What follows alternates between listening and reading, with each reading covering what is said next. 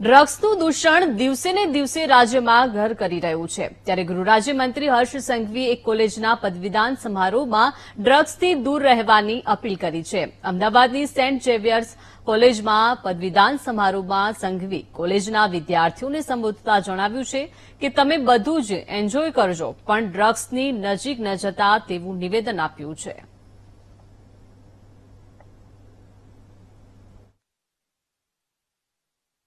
જવાબદાર નાગરિક છું.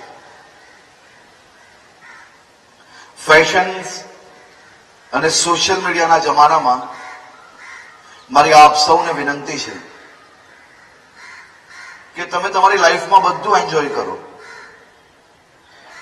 પરંતુ કોઈ બી પ્રકારે આ ડ્રગ્સના ફેશન સ્ટેટમેન્ટથી નજીક આપ કોઈ ક્યારેય નહીં જતા.